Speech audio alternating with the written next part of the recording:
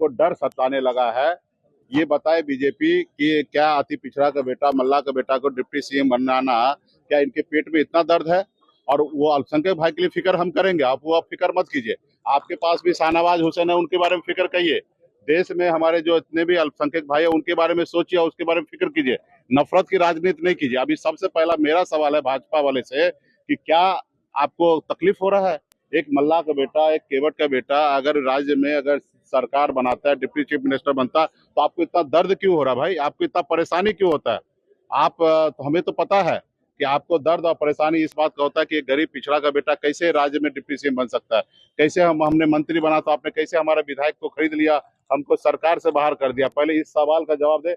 बाकी अल्पसंख्यक के लिए हमको सोचने के आप उसको सोचने की जरूरत नहीं, हम लोगों को पता है क्या करना चाहिए। जिस सीटों पर फ्रेंडली फाइट हो रही है उन सीटों पर कब तक फैसला होगा, कौन लेगा नहीं लेगा? देखिए, आने वाला समय में अभी बहुत ऐसे सीट पे हम लोगों का आपसी सहमति बन चुका है। वहाँ पे बहुत सारे ऐसे सीट पर हमारे प्रत्याशी नाम को रिटर्न ले चुके हैं।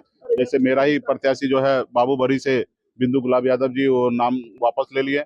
और उस चैनपुर में वीआईपी पाटिल लड़ रहे हैं, वहाँ पे राष्ट्रीय जनता दल वो अपना नाम वापस करेंगे या समर्थन दे देंगे।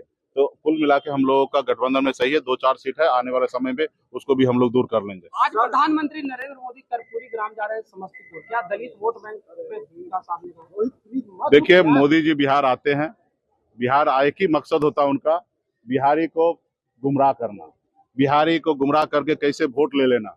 आपने देखा 2 दिन पहले देश के गृह मंत्री जी बिहार आए थे और इंटरव्यू में उन्होंने कहा कि फैक्ट्री बिहार में लग ही नहीं सकता क्योंकि यहाँ पे जमीन ही नहीं है।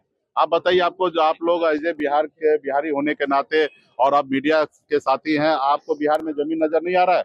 कि देश में टॉप 10 में हमारा बिहार है जो कृषि उत्पादन में। क्या हमारे आसमान में हम कृषि करते हैं, खेती करते हैं? हमारे जमीन पे ही कर रहे हैं। और इतना हमारे पास लैंड होने के बाद वो कह रहे हैं कि हम फैक्ट्री नहीं लग सकता क्योंकि जमीन नहीं, क्योंकि उनकी नियत ही नहीं है कि बिहार में फैक्ट्री लगाने का। उनकी नियत है कि बिहार के हर एक युवा जो है वो अपनी जवानी और अपने बुढ़ापा जो है दूसरे प्रदेश में जाके कटाए, गुजरात में जाके मजदूरी करते रहे। तो ये खास करके भाजपा का चाल चलित रहा है। बिहार में फैक्ट्री भी लगेगा, बिहार में बदलाव होगा, बिहार में महागठबंधन की सरकार बनेगा और दिल्ली में सरकार बनते ही बिहार में सब उद्योग का रास्ता